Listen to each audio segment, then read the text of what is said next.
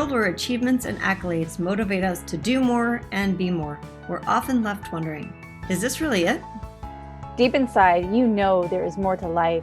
You're ready to leave behind the old, push your way through, and claim the deeper life that's calling you. That's where we excel. We're your hosts, Stephanie HAVE and Maren Oslac. And this is the Soulful Leader Podcast.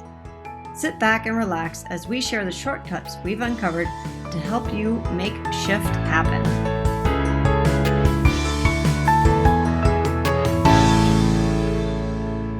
Welcome to the new year. This is the first podcast for 2022. That seems crazy, doesn't it? This a new year, a fresh start. And today, Stephanie and I were wanting to, I guess, in this thought of newness, what does it really mean, that internal leadership piece?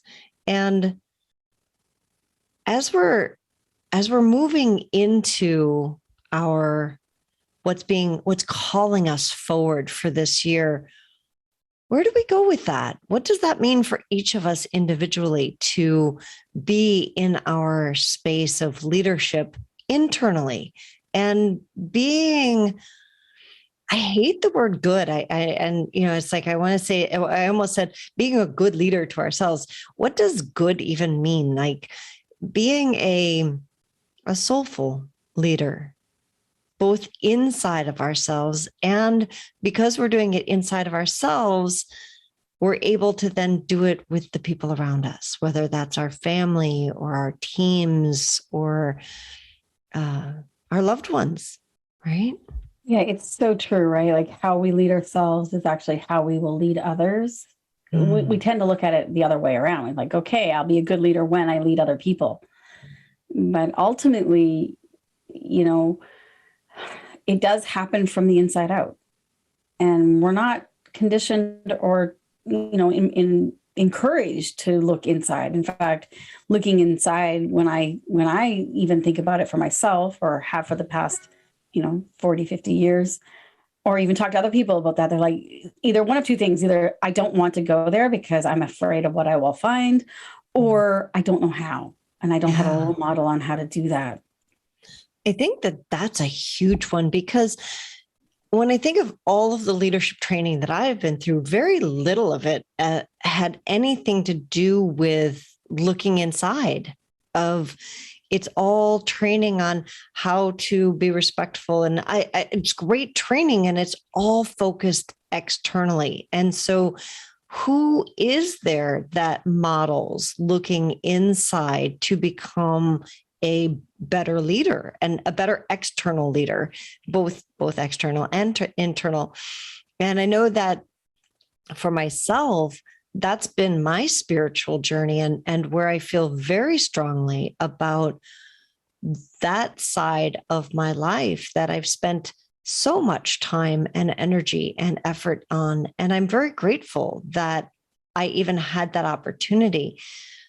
So for people who haven't and don't have those people or that as a role model, where do they go? What type of, how do they even approach it? Because the conditioning from society doesn't allow for that. It's actually seems a little frowned upon, doesn't it?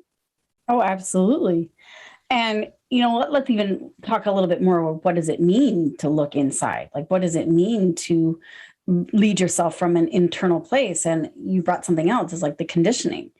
We've been conditioned, like how we learn about leadership, how we learn about loving ourselves, how we learn about speaking to ourselves, or whatever we're trying to learn. We often learn from looking outside ourselves, like from our parents or school teachers or, employers, or we look outside.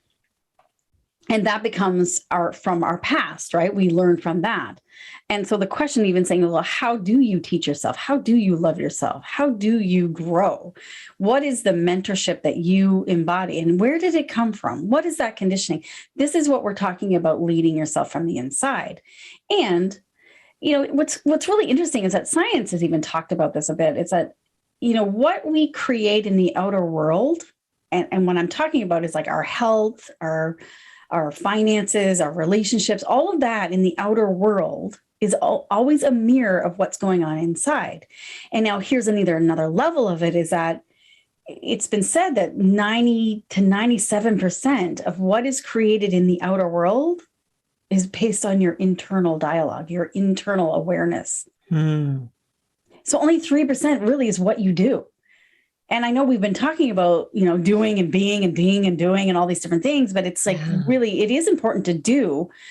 But if that 97% inside, internally, is not aligned or is not caring and kind and nurturing for you, it's going to come from old conditioning. It's going to come from old default patterns.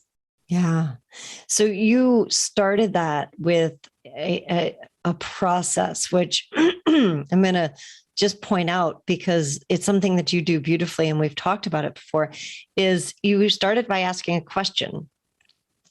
And I think that that's so key to anybody's process. We are taught that our leaders, be they our internal leaders or external, like, they have answers for us. And those answers are pat, meaning that, like, that's the answer. Great, I got an answer.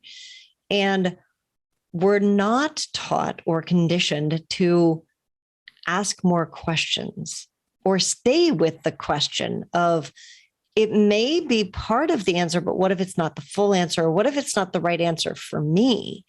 And that's something that I know for myself, giving myself to permission to question authority, and not from just a pure rebellion space, from a pure curiosity space of, well, what if that weren't true for me? What would be true? You said it right there. It's the curiosity. We tend to ask the question from a real harsh place, like, what are you thinking? Yeah. Or Like, I need an what? answer. Like, there has to be right. Yes. A right or wrong, or up or down, or left or right, or there has to be like a concrete answer. And we're being asked to let go of all that, what we've known. We are being asked to create from a place that we haven't been to before. We have to go to our future. Yeah. And we don't even know what that future is going to be. And so it's like, we need to learn how to ask really good questions from a place of curiosity. And I keep hearing, some of you out there thinking, well, yeah, but curiosity killed the cat. And it's like, where did that come from? Like, cats have 9 lives. It's like, and we don't even use one of our lives. Most of us are sleepwalking. We are so afraid to ask the questions, or we don't know what the questions to ask because we haven't practiced it. And it has to come from a place from your heart, from a soul seeking place, not of I get to be right and you're wrong kind of place. It's like of being, like, I have people in my lives who radically think differently than I do, radically. And it would be so easy for me to say, they are just freaking crazy. I can't even be with them because I'm right and they're wrong. I'd like to go there. My ego would love to go there. Right. But instead, and I've done that. I have done that. And then, I have this one person in my life that keeps coming back into my life on various stages. And I'm like, isn't this interesting? They keep showing up. They go away, they come back. And it's like, to have that curiosity of going, we're on this journey, this pilgrimage called life together. For what purpose is this person keep coming back into my life? Like, to have a loving curiosity of like, I wonder what they're here to teach me. I wonder what I'm learning. And can I open my heart to understand this person from a loving place? Like, the old saying is like, you don't know somebody until you walk a mile in their shoes. It's like, to know me is to love me. And that's a key right there. It's like, how many of us have really learned to, the practice of knowing and loving yourself? Because as you start to turn inward and going, wow, look at me go, look at how I'm reacting to that. I'm like, what? That was a lot of energy I put out there, Stephanie. Like, what is that about? And I'm like, and not be harsh on myself with that, but to go, now, isn't that interesting? Look at me go. I wonder what I might be believing, or I wonder what part of me, oh, it's that part that's conditioned and it's having a hard time letting go. And I can almost it sounds like compartmentalize, but Carl Jung, the great psychologist, said that, there's many different archetypes within all of us. We have masculine and feminine, we have inner leaders, we have inner children, we have old wise sages, we have so many different parts of us, but we tend to literally default to one personality instead of looking at all of these parts and going, which part of me is upset right now, or which part of me is having a hard time with this or grieving, and what is that part needing? And, if I have a critical self leading me, guess what? I'm going to lead those outside me. I'm going to lead it with a critical self. So I can't change the people outside me. I cannot change them, but I can change who is operating or who's running the ship inside. I can give them a lateral promotion and say, okay, thanks very much. You've got me to this far. You kept me alive. Thank you so much. And here is your one-way ticket to Bora Bora. Off you go. Off you go. One-way ticket. You're done. Here's your package. I love that. Yes. Out you go. The lateral promotion for the inner critic. Mm-hmm. And it does, it impacts the outer critic as well.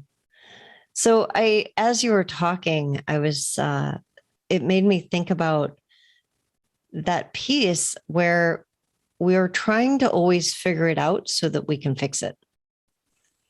What if there were nothing to fix? Yeah. And you don't need to be fixed. All of you out there listening and going, yeah, that's me. I need to be fixed. I'm so broken. You're not. You're amazing. Yeah. And so that, like when we're just talking about that of like, okay, so we give this piece of ourselves a lateral promotion and, like this is all stuff that we're going to do. And that's how I'll fix this. And then I'll be a better person. Da, da, da. And here's both the good news and the bad news is you don't need to be fixed. And there's going to be another thing that comes up right after that one.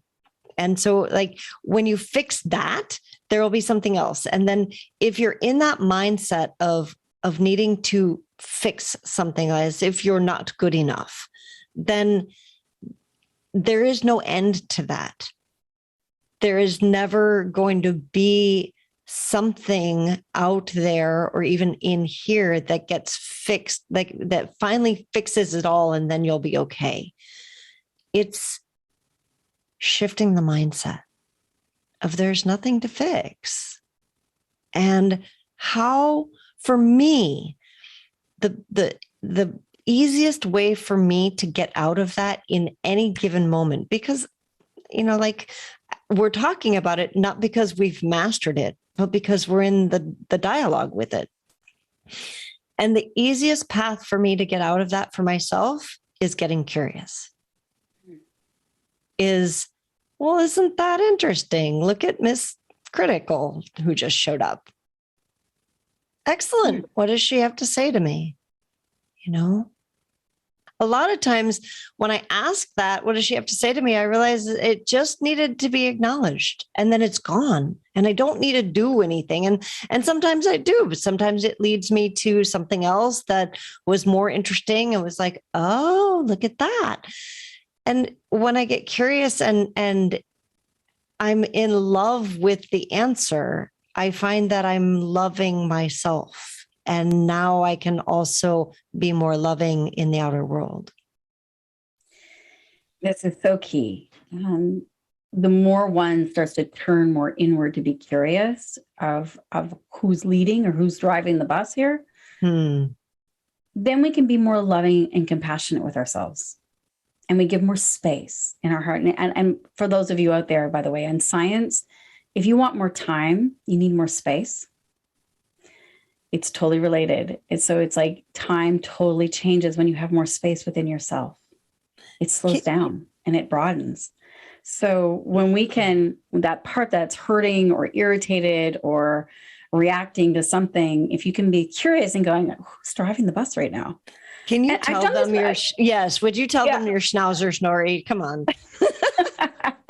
So a lot of times, the dog is driving the bus, right? And we put our dog in the front seat, or an animal, some sort of animal, like I got to survive. It's just trying to get there. And I've heard it said before, it's like, imagine taking a cute little puppy and you don't have time for this puppy right now, but you've gotten this puppy and you say, I don't have time. I'm going to put it in the closet. I'm just going to stuff it. I'm going to stuff it right in here. And, a few years pass by, but, and the dog keeps getting food, but you don't let him out of the closet or her out of the closet. Doesn't matter. Until one day you decide, geez, I think I put that dog somewhere. And you open up the closet door and out comes the dog. The dog is not going to be very loving towards you. It's literally going to bite your head off. And that's what happens to ourselves. It's like, finally, we get into a situation in our life where we're stepping outside of our comfort zone and we're stepping up because we're evolving, because this is what we're about, is evolving leaders.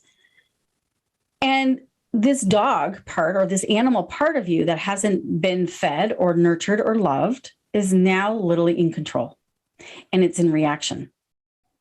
So another way of looking at this, and this is a great practice to do, is I do this a lot when people are coming to me around anxiety and feeling very anxious. And I often will say, what part of you is anxious? And when I mean what part of you, is like, who's driving the bus? Is this, that little puppy that got ignored that's driving? Is it a small child? Like, perhaps, and this is where I find most of it, it's a small child that, as children, we had to survive. We had to survive our families. We had to survive our cultures. We had to survive school and friends and all these different things. And so what happens is that we create personas, or we create patterns in order to survive. And what happens is that as we create those patterns of survival, they become very much practiced, very much conditioned. So much so that when we're stressed, we default to those because that's so natural to us. Right. So a part of us gets stuck in that pattern that we started when we were 5 or 11 or however old, and we don't even realize it. And so that's what's running the show. That's what you mean by who's running the bus, right? That's exactly it. And so in order to stop that patterning, we need a pattern interrupt. And so most of us are sleepwalking. We're literally walking. And so nobody's going to wake up a sleepwalker because it's dangerous to wake up a sleepwalker. But often the sleepwalker will end up either falling downstairs or running into a wall. And that's what wakes them up. And that's often what wakes us all up. It doesn't have to be that way to wake up. We can wake up on our own.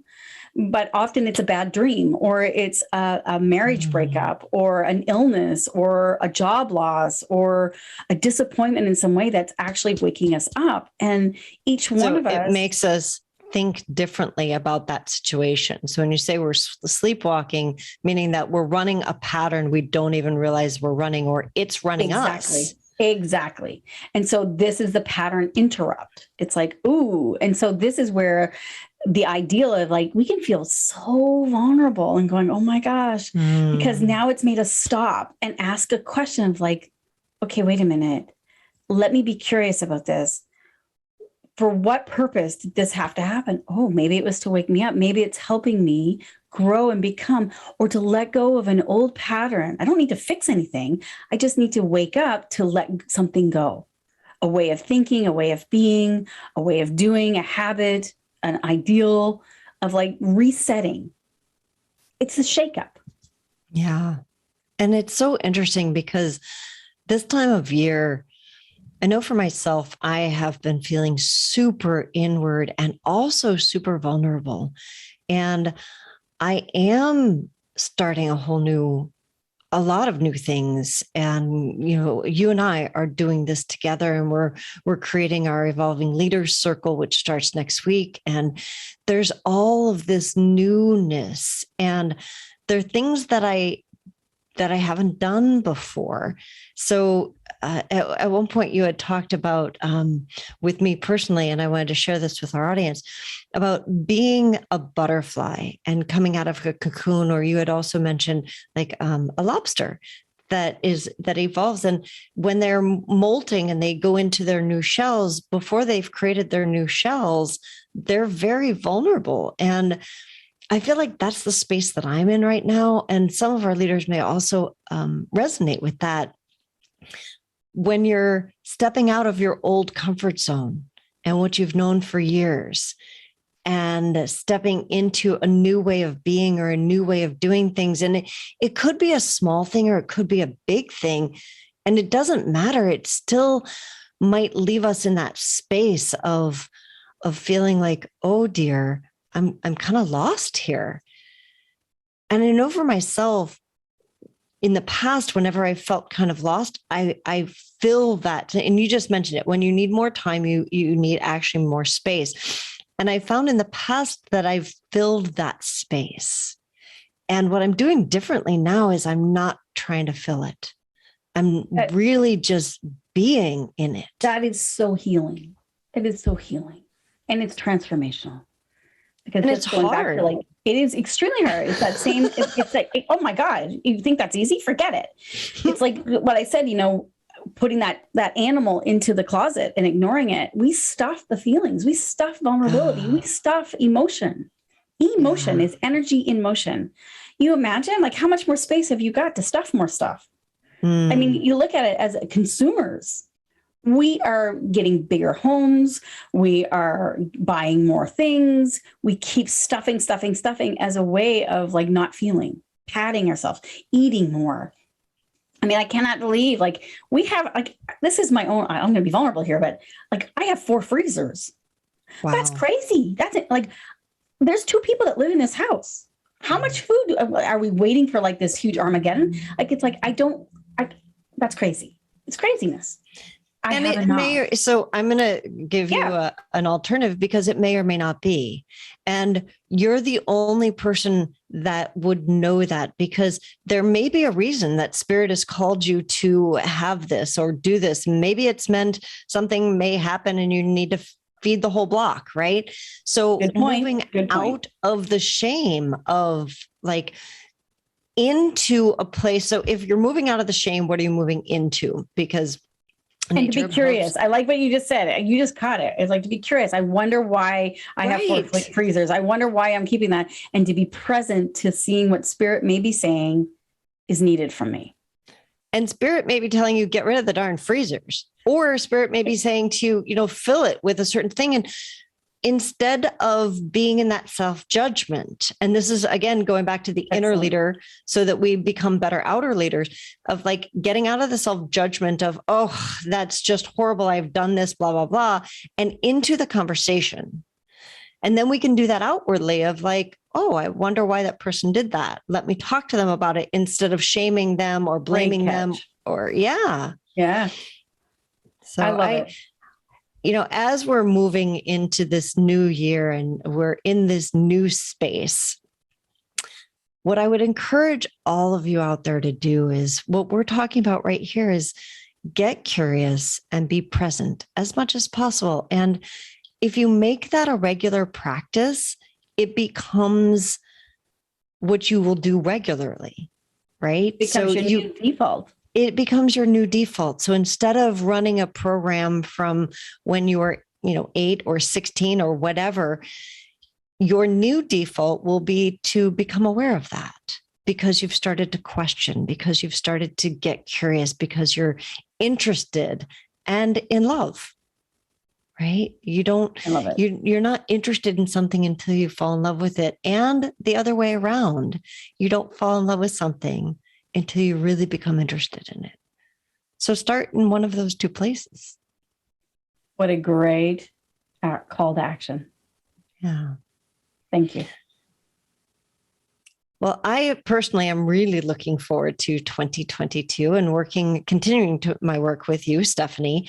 And I would also love to invite all of you out there. If anyone's interested, we are starting our Evolving Leaders Circle next week. You can go to our website and get all the information on that.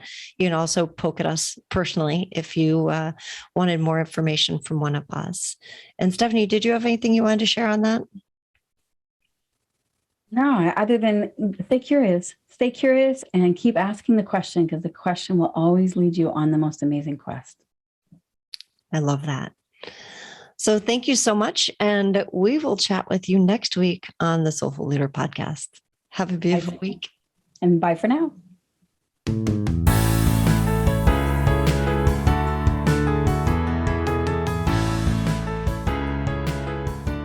And that wraps up another episode of the Soulful Leader podcast with your hosts, Stephanie Allen and Maren Oslac. Thank you for listening. If you'd like to dive deeper, head over to our website at thesoulfulleaderpodcast.com. Until next time.